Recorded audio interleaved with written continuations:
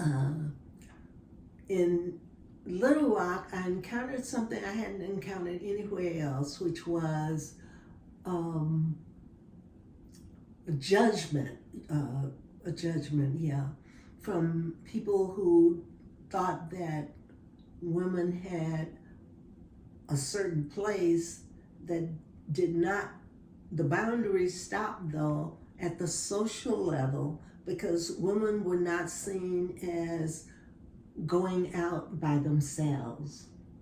Interesting. Now, And this is around what time? we came in 1974. 1974. Yes. Okay. And in Chicago, I had friends, and we regularly socialized without husbands, Right. and went out and that kind of thing. I expected to do the same kind of thing, you know. Right. Foolish of me. Foolish. No. It's not to be. I was told very directly that from one of our social friends, there was a couple that I will not see my wife hanging out in bars. She will not have her butt hanging off of a bar stool, and the implication was clear. I mean, I couldn't be friends with her. Greetings, and welcome to Next Stop Loading, the Grow Series. I am your host, Melissa, aka Stella, overworked millennial turned freshman entrepreneur. So did things really change? Right. Anyhow, each week I'll bring you a conversation with professional women in various industries that are doing and or have done what the pandemic is teaching all of us to do. Figure it out. As a member of the Great Resignation, this series is dedicated to career and life transition. I hope this series engages and inspires you to grow with us on this journey of navigating this thing called life. I hope you know you're not alone. Join us. Okay. All right. Welcome everyone to another episode of Next Stop Loading, the Grow Series. Today I have another phenomenal guest with me. I will not introduce her. I will have her introduce herself. I've known her for quite some time, and we'll get into that a little later. But will you so kindly introduce yourself, let the people know what your current occupation is? I will be glad to. I'm Dorothy Nayles, and I am retired from a career that has spanned about 50 years. So I was delighted to retire in 2014 and try and figure out what you do in retirement. And I'm pleased to say that retirement is good. You can sleep past the alarm clock. You don't even have to set it. You can just have your life be your own, and you're dictating what you do and when you do it. It's a real joy. I aspire. I literally aspire for the lifestyle. Now, what occupation are you retiring, or did you retire from? Yes, I am a social worker in terms of training. I went to the University of Chicago, and I have worked in social work education. I taught at the University of Arkansas at Little Rock for 10 years. I was tenured there, and I taught in the School of Graduate Social Work. From there, I moved to a small town in Arkansas, from Little Rock to Camden, where I supported my husband of that time, who was setting out on his medical practice, and so I operated as the manager of his office, and I did that for almost 10 years, and then returned to Little Rock to work in a nonprofit, New Futures for Youth, where I was a policy analyst. Okay. And where I had, well, great experiences that we'll also talk about later, I hope. Absolutely. And then I moved from New Futures, I moved to the city of Little Rock, from which I retired after about 15 years. And there I was director of the Department of Community Programs. We did programming for young people in communities and particularly kids at risk. Absolutely. Well, you just gave us a lot to consider. You gave us a lot to consider, Ms. Nayles, but what a history. And I'm definitely excited to jump into that. So where do you currently reside? I'm in Little Rock. I live in Little Rock. I'm pleased that right now, at least, I have one son who lives with me. I have two sons and the other one who lives close by. So I have this wonderful life of retirement supported by two wonderful sons who are around all of the time to make sure that I get to do the things that they think an older woman should be doing. Not necessarily the things that I always want to do, but certainly they're very supportive and they're here for me. So it makes for a good retirement. I love it. I love it. And if you're not so modest for the listeners and the viewers, would you be so kind to share your age with us? Sure. Ladies don't tell their age, but maybe I'm not a lady, but I'm pleased to say that I am 78. I'll be 79 very soon. In about a month, I'll be 79, and I'm looking forward to it. I have a good heritage, and therefore expect to live for another good number of years. Both my grandmother and my mother lived to be close to 90, at like 88. They were both 88, so I expect that I'll hold up that tradition. I love it. I'm looking forward to it as well. You have a lot more to experience and a lot more to share. Yes. So I'm looking forward to it. So Little Rock, are you originally from Arkansas? I'm not. I was born and grew up in Dallas, Texas. Okay. I came to Little Rock because, of course, I married somebody who was from Arkansas. We met in Texas when I was in school there, and married after I graduated college, and then we lived in Chicago before we moved to Little Rock, and some other places as well. Okay, so take us on that journey. For one, the first question I'm going to ask is social work. Were you always interested in social work? Absolutely not. Okay. I really thought that I was a performer. Okay. I guess if in a different kind of space and time, I might have even tried to be like a stage performer. Ooh, I love it. But I did college, and at 16, when I was leaving home and trying to figure out where I was going to go, I had scholarship offers, and so I chose to go to Central Minnesota.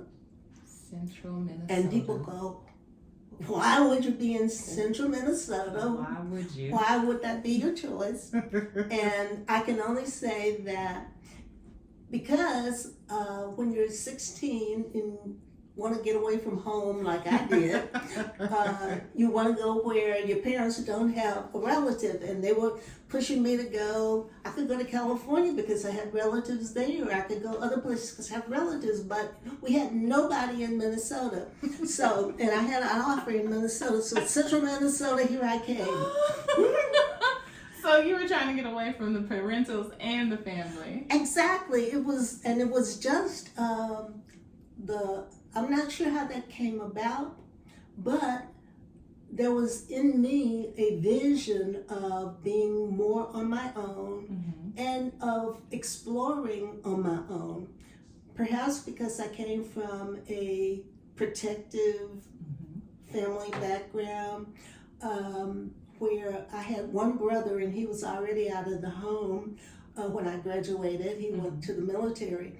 And so there was just me and my parents, kind of always focusing in on me.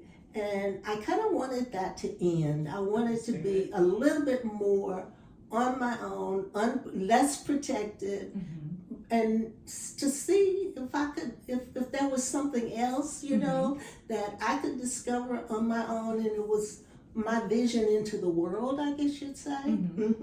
I think that is very interesting and an interesting perspective, because I hear women today having that kind of perspective for the most part. Like, I want to explore, I want to be more independent.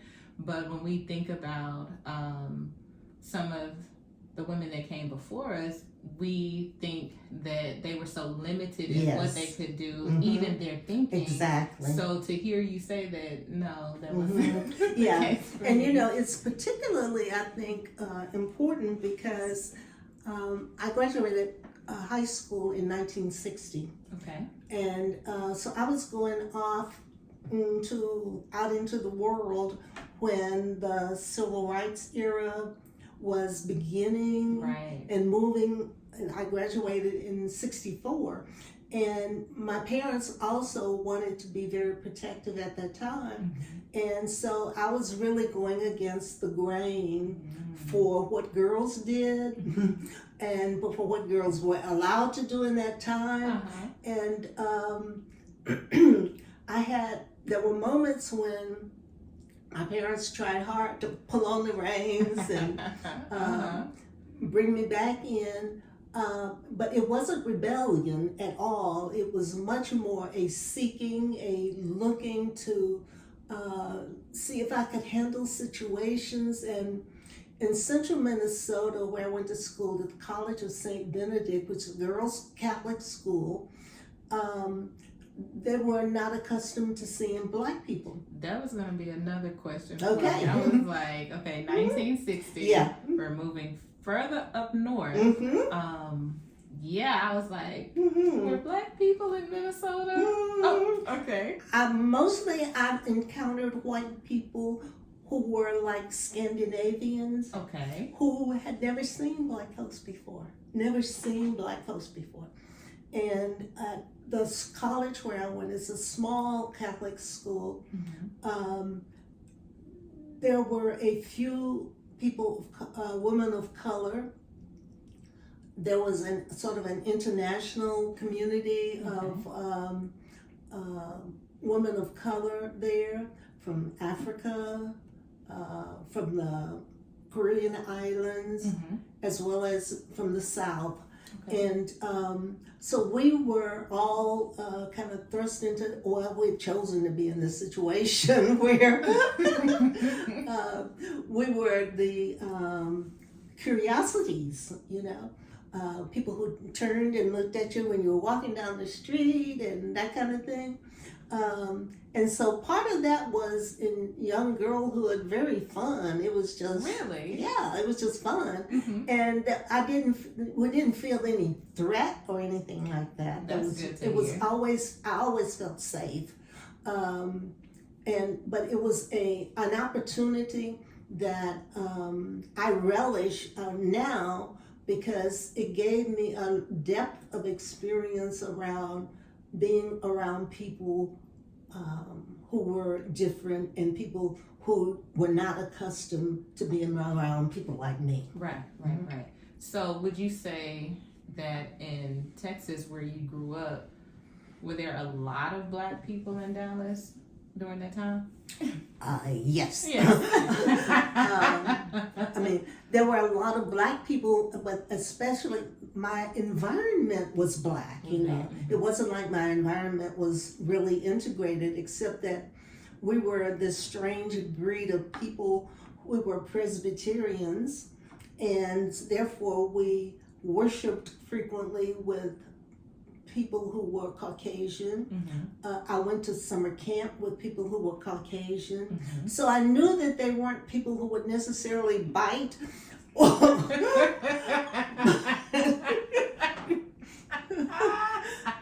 Okay. But at the same time, and that they were not people who were of a different family or genus or order. They were not necessarily different. So those were challenges, I guess, that I had come to think of it faced early on. Right. Like summer camp.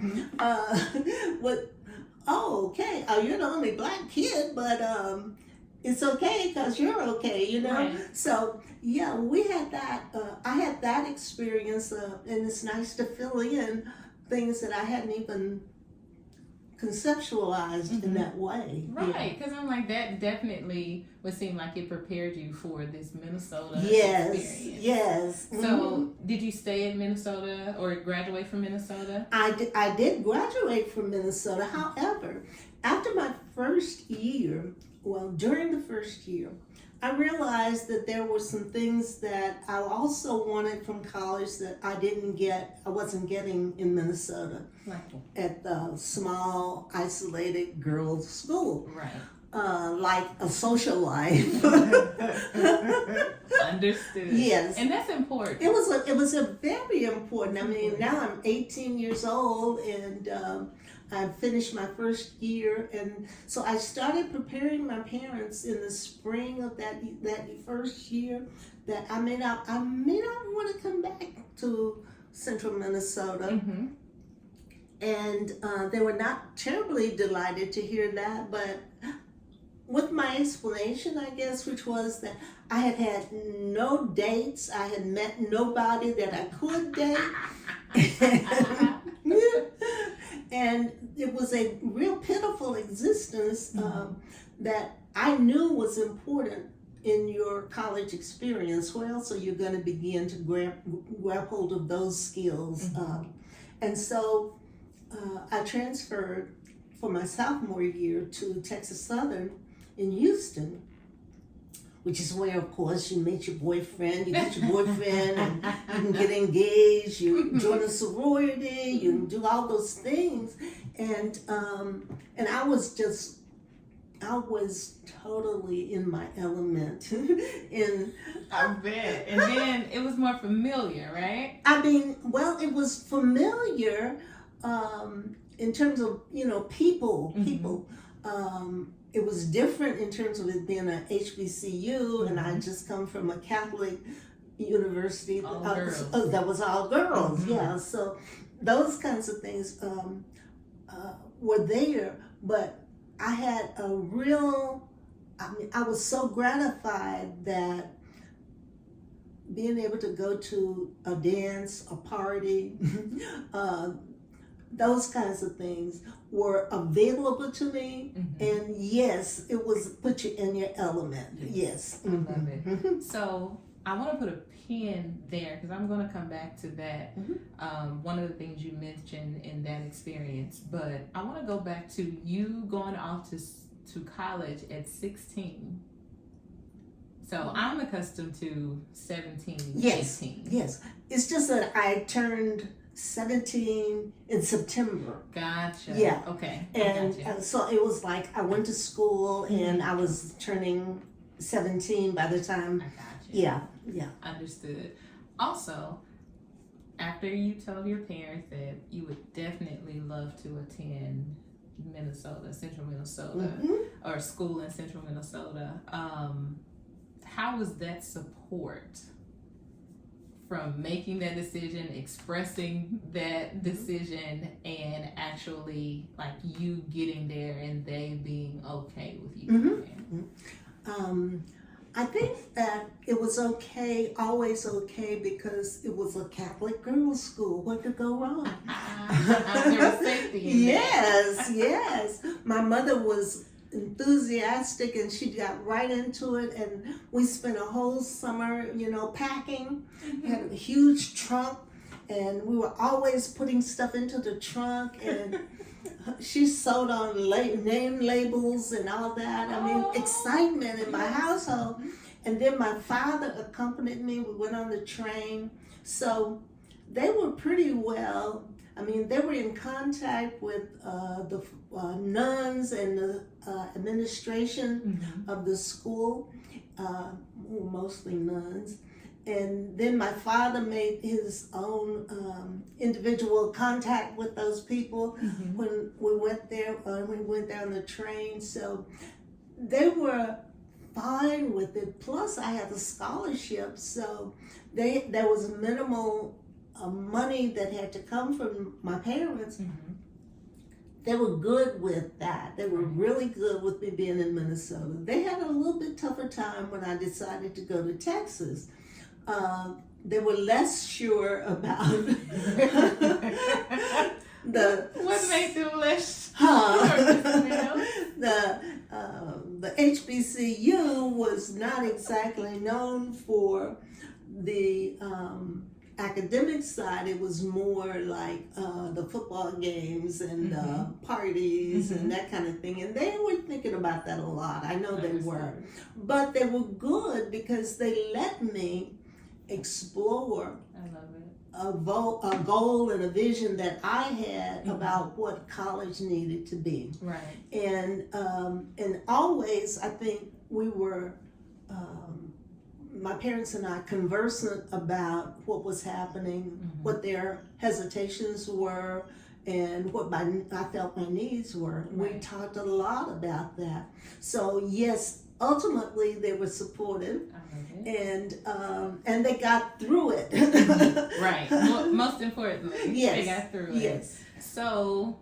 And then I went back. Now, after I was at Texas Southern for 2 years, sophomore year and junior year, I guess there was probably a conscious decision. Yeah, that was a conscious decision that it's going to take me a little bit longer to graduate here, because I started somewhere else, and I needed to go ahead and graduate. So I was head over heels. The next thing is I need to go back to Minnesota and finish up, because I wanted to do it in 4 years, and I couldn't do it in 4 years if I stayed in Texas Southern.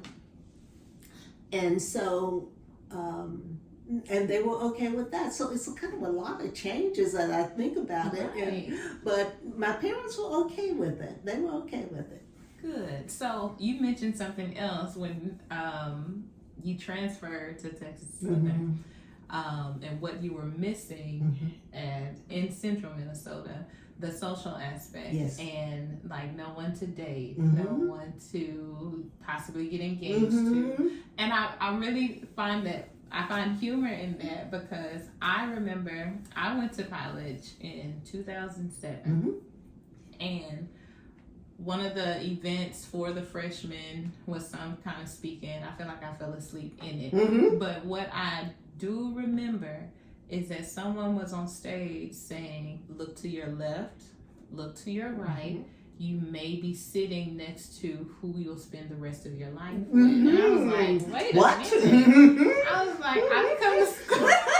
I didn't come to school for that. I did not come to school for that. And my mom used to make jokes often, like, Melissa, what are we doing? And I'm like, Mom, you sent me to school for education, not to be matched up in matrimony. Like, no. So I think that's interesting. Yes. Well, see, and yours kind of harks back to an earlier time when going to college and getting a husband was part of what was expected for girls, black girls, at that time. That was where you were likely to find the most eligible people. That makes sense. Yes. And so, and I imagine that was an emphasis that kind of hung on from the earlier times, like mine, but that's what parents expected then. Yes.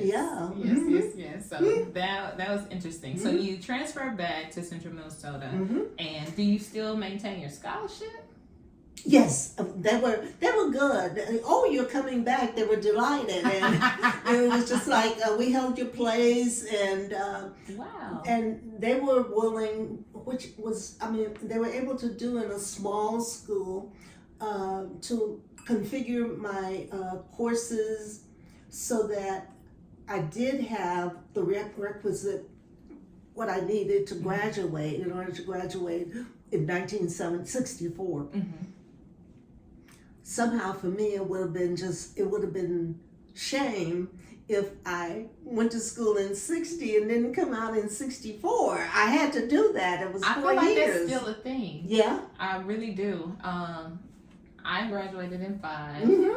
Could have graduated in 4, but I had a great time. Yes. I had a great Yes. time in college. So I graduated in 5. And for a minute there, I felt a way about it. Mm-hmm. Because in our minds, I feel like that's what we're taught and programmed to expect.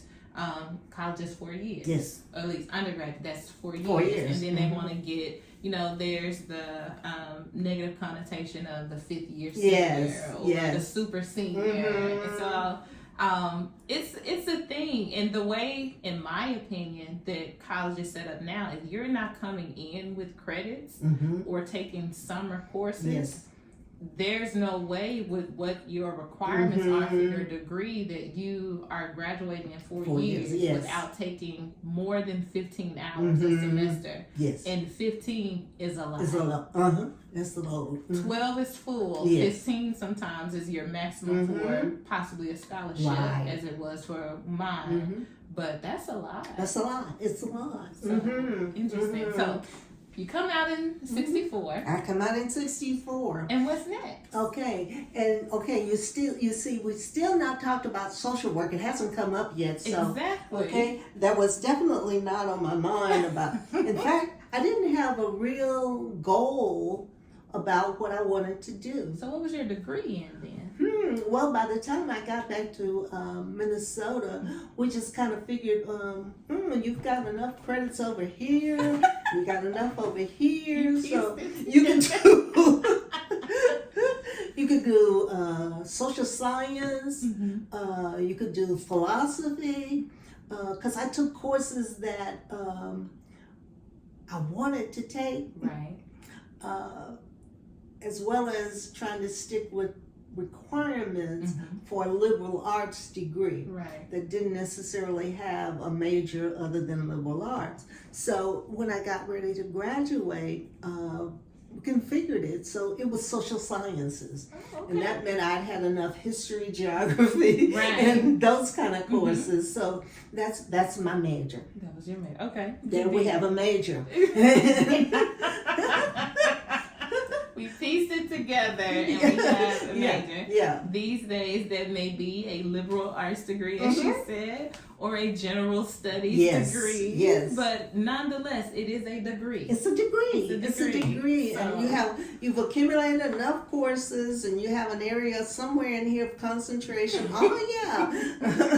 So, and then there was, there was this formal period where you had to declare a major, and that sounded really serious. You had to declare a major.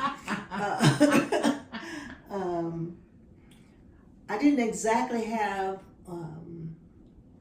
any clarity about, again, what I wanted to do. So when we configured the courses and came up with social sciences and you can graduate, the next thing that happened that was really exciting was, this is 1964. Lyndon Johnson was president and he came up with the War on Poverty. And he wanted college graduates, recent college graduates, to join the War on Poverty and work with at-risk youth. And I don't think they were called at-risk youth at the time. Anyway, I'm not sure what the nomenclature was, but I decided to apply for that program, which would provide like 8 weeks of training, and then you get a job and you work with young people who are at risk, helping them to make some decisions about getting training, or just making life decisions. So that's what I decided to do. So after graduation, I had maybe 2 weeks at home, and then I went off to Fisk University in Nashville, where I entered the 8 to 10 week training course provided by the federal government to work with the children of poverty. Okay. And that was it was a really good decision, and I kind of think I went somewhat blindly into it, not knowing what it was about, but it really put me on the track for social work because it was about helping young people in their environments and to move out of those environments into more of a ability to work, have a career, to learn skills, to develop skills. So that was 1964. And we went from Texas Mm-hmm. to central Minnesota, Mm-hmm. and now we're in Nashville, Tennessee. Yeah, Nashville, Tennessee. Mm-hmm. Yeah. If I didn't know any better, I'd say you love to explore and travel. I like it. Okay. I was never intimidated by going someplace different. It just, the call was there, you know, the call of the unknown or whatever. And I wanted to explore and find out. Interestingly, my parents were of a really old school in the 60s when there was all the unrest and sit-ins and all that. And I can remember my mom so vividly saying, whatever you do, do not get into those sit-ins. Those people will kill you. Those people will spit on you. That was not at all what they envisioned. Now, I think that they understood what the civil rights movement was all about, my parents, but they didn't want that for me Right. if it meant getting myself into dangerous situations. Understood.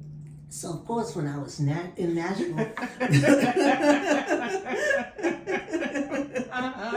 wait for it, I had to go, participate. You have to do it. I had to. You have to. It's only right. You don't tell your mother, you just go do it. Yes. And so I have in my head memories of, and this is a really profound memory of big Caucasian policemen with nightsticks. That's a memory that is just so vivid in my memory of what that was like. And so we were doing the sit-in, and there were these people with the nightsticks, and they were standing all around us, and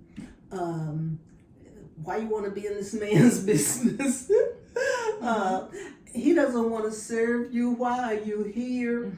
And the whole the fear, anxiety, all of that is encapsulated in my memory in a really vivid way.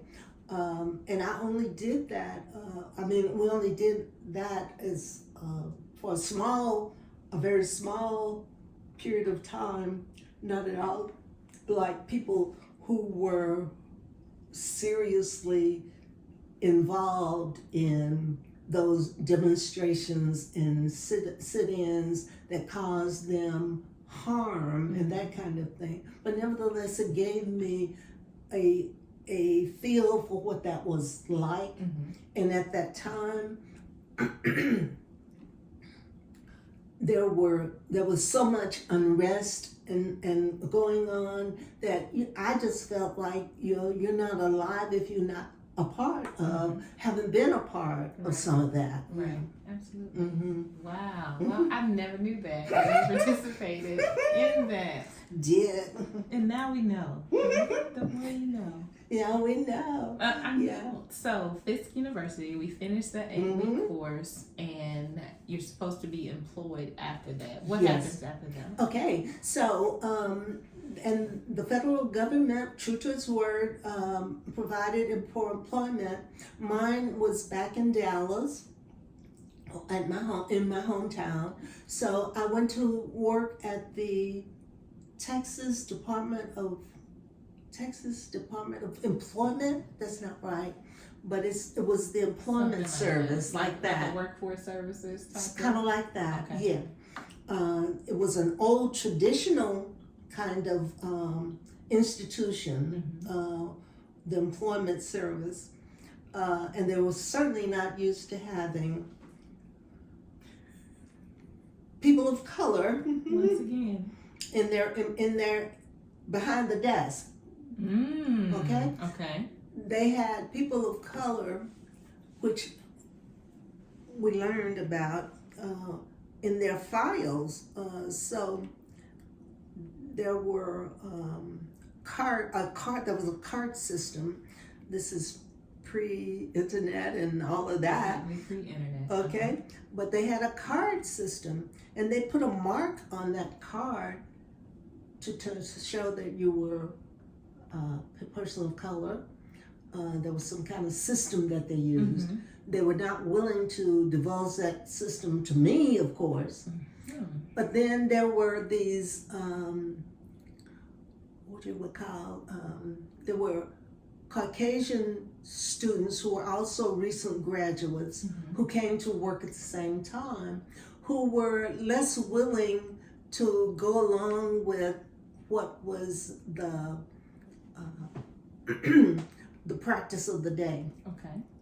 So in the system, the way the system works is the Caucasian employees maintained it, and they were willing to teach the Caucasian students who came, the new kids. They called us squirrels because we were so new. They called us squirrels. And so they were taught that you put a check in there if it's a black person. Put a check on that card. And then mostly they sent black people out on domestic jobs. If you came in, you applied, and you wanted a job, and they put a little check mark, and then they would send you out on, oh, here's a domestic job, or do you want it? But it wasn't as if based on your credentials or your qualifications. It was simply based on what your race was. And so, I'm going way past your question, but I'm enjoying it. Keep going. This was just so exciting. There were Caucasian young people who decided that the system was foul and needed to be overturned. And they told the rest of us about it, and so we caused a real uproar in the Texas Employment Commission. That's what it is, the Employment Commission. And the feds had to come, and the FBI came because, of course, the still going on. The demonstrations and all, but it was aimed at getting rid of some of these old systems, and this was an institutional system that needed to be. Wow. I'm surprised that it was this uproar or rebellion against this system happened in Texas. It did. It happened in Texas, in Dallas, and it's just a small group of us that was housed in the Texas Employment Commission. But the system was so rank and foul, F-O-U-L, foul, that it needed to be exposed. And once there's a young man who was with us as a part of the training program, or the program that we were now developing. And I think that he later became a politician in Texas, but he was at the forefront of, let's make sure that this is exposed. Let's make sure that it's exposed. And that was a good thing. It's kind of scary because you never know. It's kind of scary, but we did that. That is awesome. That's all. So what was the result of this exposure? Well, it wasn't immediate. It wasn't a gigantic result, except that once the feds came in and said that no, you cannot maintain a dual system of identifying applicants. if you have whoever it is, the application needs to be based on qualifications, and do you have people in your pool who can satisfy any given application.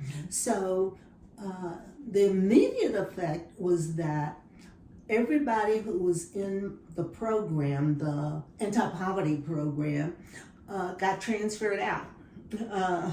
If you no longer work here. Of course you got transferred. You got transferred out. How surprising. Oh, not at all, huh? Yeah, But that was the most immediate result, and I was transferred to Houston, which was an absolutely wonderful thing. Oh, yeah. That I guess they didn't know, but at that time, by then I had another whole story. But I had eloped and married,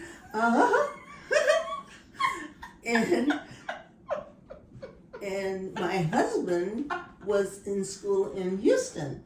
So being transferred out to Houston was cool. That was really cool. It aligned with what It was you absolutely.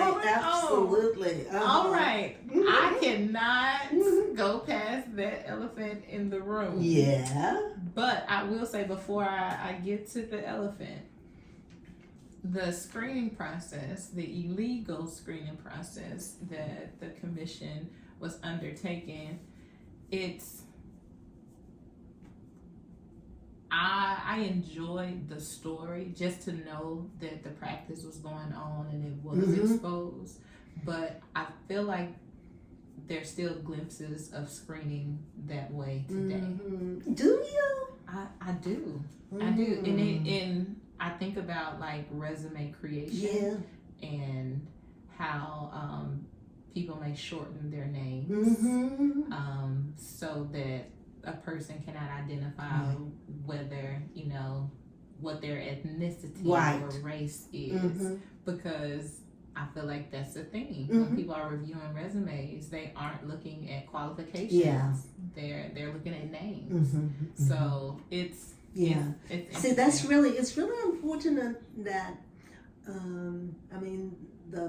the big head of racism is so hard to cut off. We just can't cut that head off no matter what the institution is, and something else pops up to supplant what you thought you just had done away with.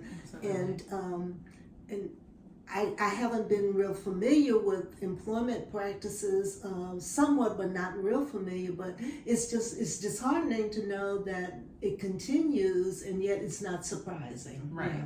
Absolutely. Absolutely. So back to the elephant. Elope. Well, so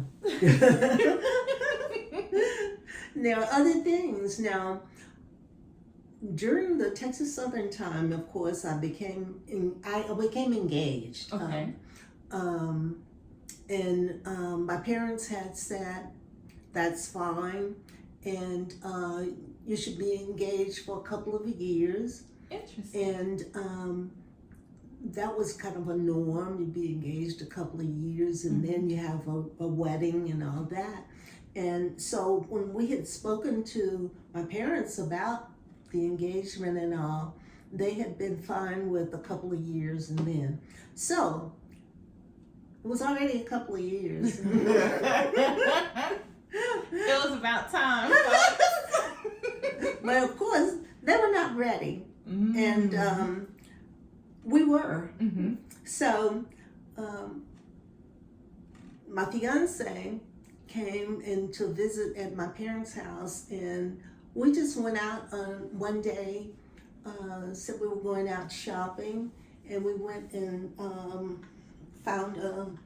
we actually had a minister in the courthouse who was kind of hanging out at the courthouse looking for people who wanted to get married, and you give her a little money, and she takes you in a little courtroom and performs your ceremony, and bam, there you are. There you are. And so our intent was good. I think we were gonna just go along with my parents, who were not ready for me to get married, and let them figure out when they were ready. But in the meantime, You were going to be we married. were already be. And it would have worked just fine, except my mom had, mother's intuition or whatever. And one day she says to me, "Are you married?" And just out of the blue, "Are you married?" And so I have to say, "Oh, yeah, I'm so, oh, what a relief." Yes. Oh, mother's intuition. Yes, mother's intuition. It's a thing. She says, "I can just look at you. Something is different. Something is different." So that's how that all happened. And there was this huge period of uproar and tears and my mother says, "Okay, you have to go and tell your father. You have to go and tell your father." Like, okay. Right. It's like, ooh. Dun, dun, dun. This is going to be a big bad hairy wolf here. So I go in, talk to my father, and he was totally not accepting what was actually the truth. And he did not think that I was ready for marriage, but he didn't think the boy, as he called him, the boy. Because he didn't have a name. He just the boy. He definitely was not ready for marriage and taking care of a wife, because the expectation was that you get married and then you don't have to use your degree if you're a girl. The guy takes care of you. That's all a part of what was expected, right? Right. Okay. So that was a really difficult time in my family relationships. And I picked up right away and moved to Houston when I got the job transfer. Right. And so my dad was kind of left wanting to be right about his girl, wanting to be right that she should still be, you should be get an apartment, live on your own, experience life at that level before you got married. So his hopes and dreams were kind of like dashed.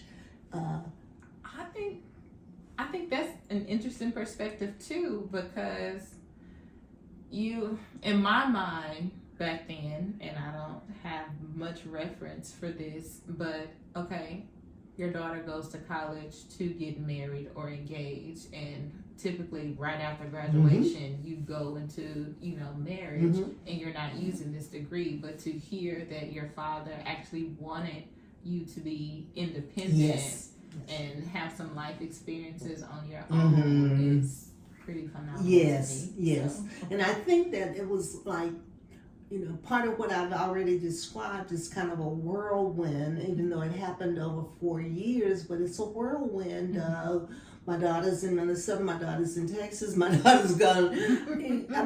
I really understood that he had not caught up with all of the things that I wanted to do, the way that I wanted to do them.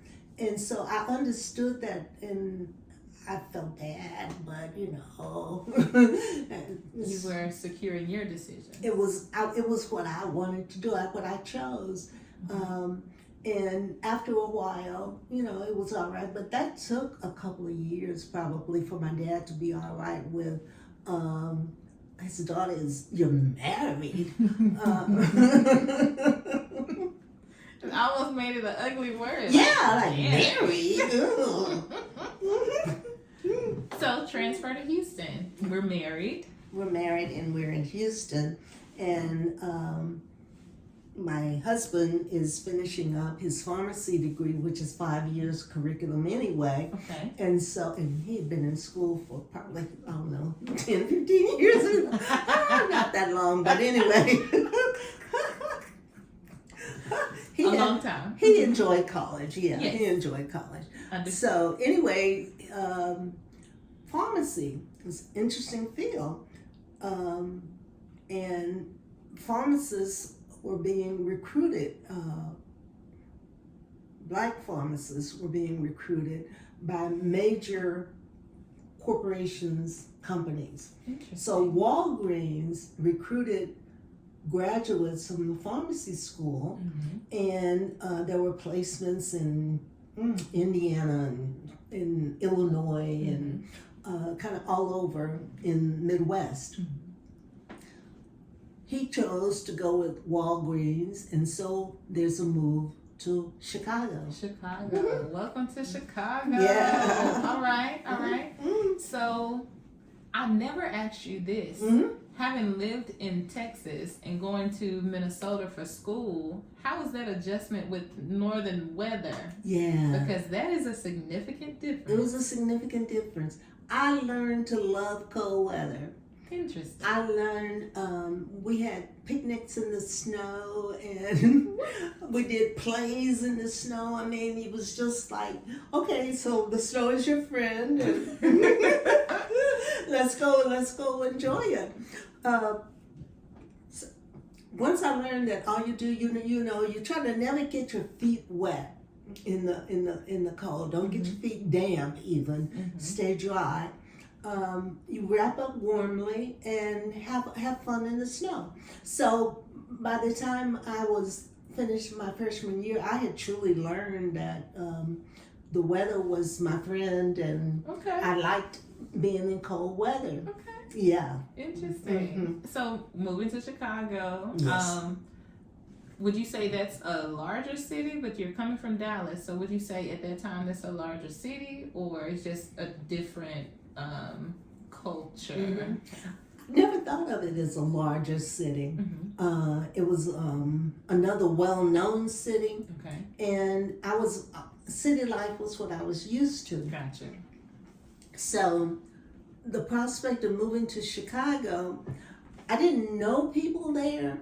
My parents didn't have relatives there. That was a win. So I was looking forward to learning Chicago. That was my big thing when we first went there. And so I have a husband who is employed, and he has a thing to do, go to work every day. I'm not employed at first. And so I spent my time figuring out the city. I used a map, and I figured out, here's how I'm going to conquer Chicago. I'm going to know how to go from where I live to downtown, because there was this called the Loop. They call it the Loop. And it's kind of intimidating if you don't know. And so I was wanting to be already familiar with the Loop and how to get around. So I drove with my map into the city. We lived at 7200 South. And so those 72 blocks into downtown, and then I parked and walked. And so I gained knowledge about driving in the city, and I also gained knowledge about walking in the city. And there's a rhythm to walking in the city, you know, so that and other things that you learn that help you keep you from being marked as an outsider or marked as somebody who doesn't know. So that was my initial experience with Chicago, was figuring out how to make it my own and be able to say, I'm a Chicagoan. This is where I live, you know. And around what time was that? This was 67, 68. Yeah. We were there for the riots around the Democratic Convention. What are their names? The Chicago 7, the Chicago... there's a movie about those people, I can't remember. But we were there. We were there when the troops were housed in Jackson Park, and Jackson Park was close to where we lived. And all of that excitement, and I mean, it was just like, this is where I live. This is, I was just Things pleased his punch. I mean, to be there. And then I found employment, another job that was in that anti-poverty program. Okay. I found in Chicago, and I worked in that so that so that I was a Chicagoan. Right, right. Okay, in all aspects of that, I was, and I loved being in Chicago. I liked that city, and it was. I had always backtrack a little bit. In Dallas, I used the public transportation system. I always, on Saturdays, I went to the library and I took the bus to go to the library, and I stayed all day and just read and read stuff that I wasn't supposed to read, but because I was in the library and I knew where everything was, I found Lady Chatterley's Lover and all kinds of. This is as a young person, you know.